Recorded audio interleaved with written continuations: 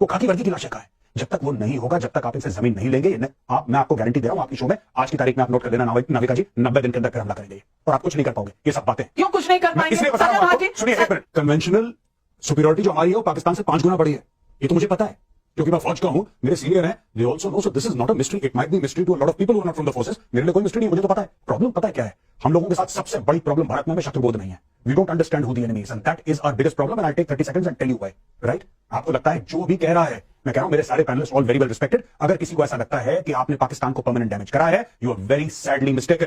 और आपने, मैं आपको बता रहा हूं, सीज फायर जरूर करते, मैं मना नहीं कर रहा, क्योंकि देखिए सरकार के पास वो इनपुट्स हैं जो शायद मेरे पास कभी जीवन में नहीं हो सकते। पिछले 3-4-5 दिन में करे हैं, जिसकी वजह से काफी टेलीविजन में भी कवर हो रहा है और प्रिंट मीडिया में भी कि मेजर गौरव आर्या ने ऐसा बोल दिया और लेफ्टिनेंट जनरल अहमद शरीफ चौधरी जो ISPR के डायरेक्टर जनरल हैं, पाकिस्तान की इंटर सर्विसेज इंटेलिजेंस, जो कि उनका पब्लिक रिलेशंस देखती है, उनका इंफॉर्मेशन वॉरफेयर देखती है, तो उनके जो आदरणीय वालिद साहब थे सुल्तान बशीरुद्दीन महमूद, ये एक न्यूक्लियर इंजीनियर थे जिन्होंने पाकिस्तान के न्यूक्लियर इंफ्रास्ट्रक्चर में बहुत अहम किरदार अदा किया, including uranium enrichment plants and plutonium based weapon capabilities.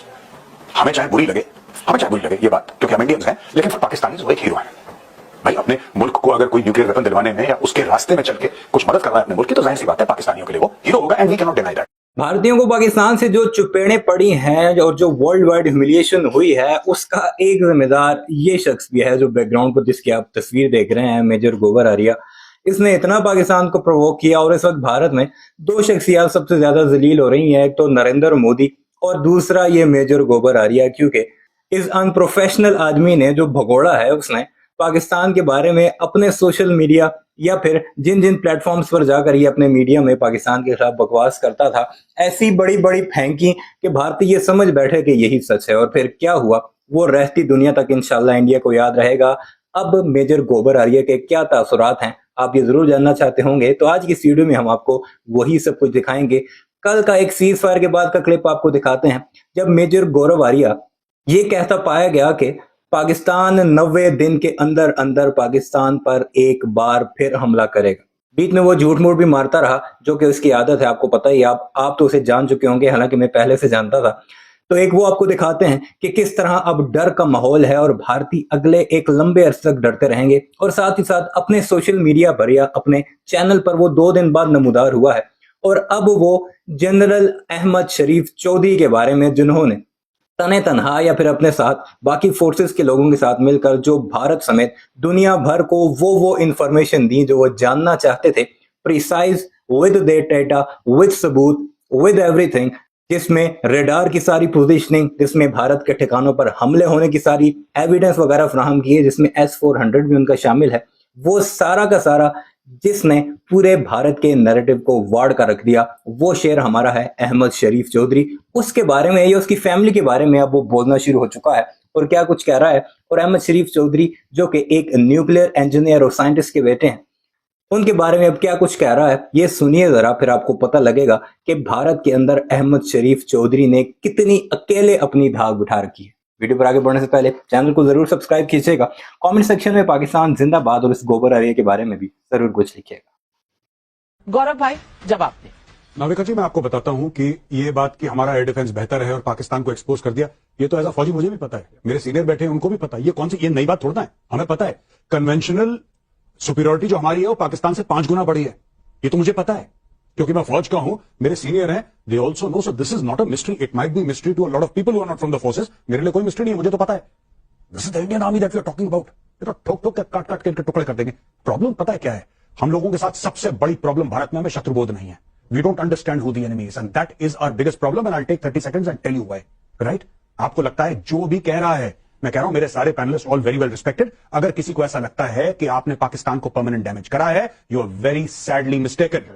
आपने बिल्डिंगें तोड़ी हैं, आपने आतंकवादियों को मारा है, 35,000 मदरसे हैं उनके पास, जितने आपने मारे हैं ना, 1 साल में उससे 10 गुना ज्यादा वो खड़ा कर देंगे, आप कुछ नहीं कर पाएंगे। दूसरी चीज, बिल्डिंग क्या है? सीमेंट है, दीवार है, दोबारा बन जाएगी। पाकिस्तान फिर 26/11 करेगा, पाकिस्तान फिर आपकी पार्लियामेंट पर अटैक करेगा। और आपने, मैं आपको बता रहा हूं, सीज फायर जरूर करते, मैं मना नहीं कर रहा, क्योंकि देखिए सरकार के पास वो इनपुट्स हैं जो शायद मेरे पास कभी जीवन में नहीं हो सकते। तो मैं ये बोलूं कि मुझे सब कुछ पता है, दैट इज टोटली रॉन्ग। ऐसी बात नहीं है। विद ड्यू रिस्पेक्ट मैं ये कहना चाहता हूं कि आप थोड़ा सा और रुक जाते। पाकिस्तान, देखिए पाकिस्तान को वो सबक नहीं मिला जो पाकिस्तान को मिलना चाहिए था।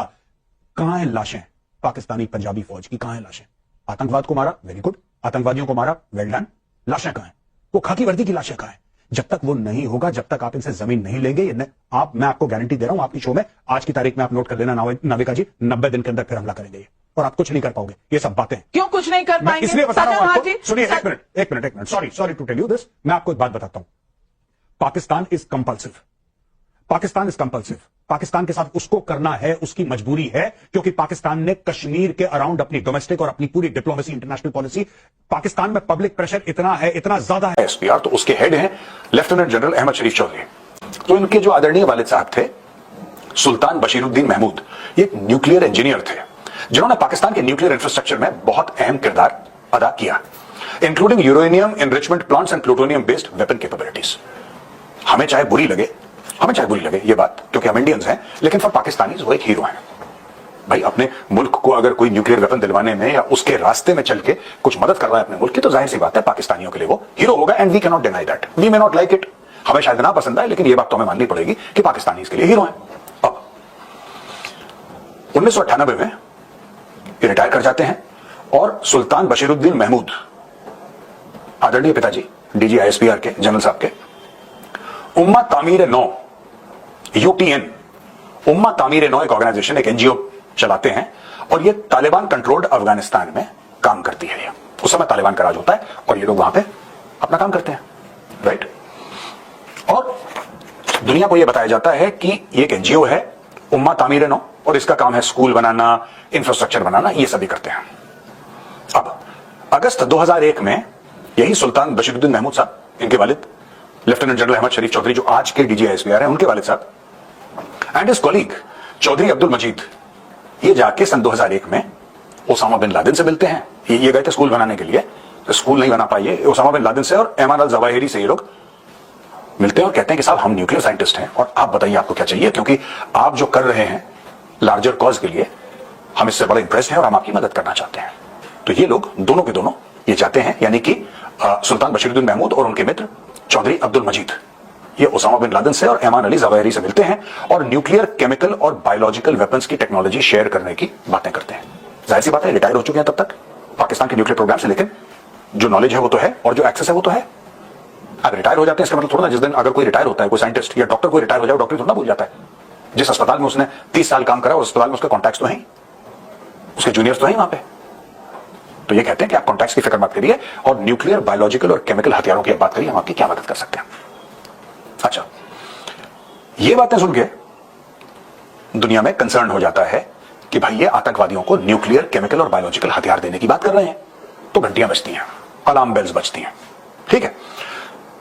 यूनाइटेड नेशंस सुल्तान बशीरुद्दीन महमूद, जो कि वालिद साहब हैं आदरणीय लेफ्टिनेंट जनरल अहमद शरीफ चौधरी के, जो डीजी एसपीआर हैं, उनके वालिद साहब हैं, रिस्पेक्टेड, ठीक है। मैं हर समय वालिद साहब साहब साहब करके बोल रहा हूं, वरना आप लोग बोलेंगे मेजर फिर तुमने बाप बाप करके बात करी, तो भाई साहब सॉरी, आपको बुरा लग जाता है। तो इनके वालिद साहब, आदरणीय वालिद साहब को यूनाइटेड नेशंस बाद में सैंक्शन कर देता है कि उनके ऊपर सैंक्शन लगा दिया है इनके फादर के, और बोला कि ये जो है जनाब, ये टेररिस्ट ऑर्गेनाइजेशन के साथ इनका कॉन्टैक्ट है, इंक्लूडिंग अलकायदा, और आप इनको वेपन्स ऑफ मास डिस्ट्रक्शन यानी कि न्यूक्लियर वेपन्स की आप नॉलेज दे रहे हैं, बायोलॉजिकल वेपन्स की नॉलेज दे रहे हैं और केमिकल वेपन्स की नॉलेज दे रहे हैं आपको। यानी कि आज के जो डीजी आईएसपीआर साहब हैं, उनको भी सबको मैं साहब साहब कह के बड़ी रिस्पेक्टफुली बात कर रहा हूं, वरना वो फिर ईरान वाला कांड हो जाएगा दोबारा। आप बोलेंगे फिर से गौरव आर्या ने ईरान के साथ डिप्लोमेटिक इशू करवा दिया, भैया तो सॉरी।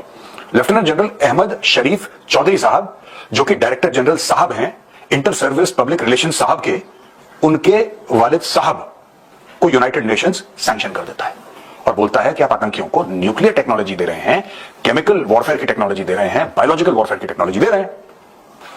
जब सैंक्शन हो जाता है, जब यूनाइटेड नेशंस उनको सैंक्शन कर देता है, उसके पहले पाकिस्तान ऑलरेडी उनको सितारा इम्तियाज दे चुका था।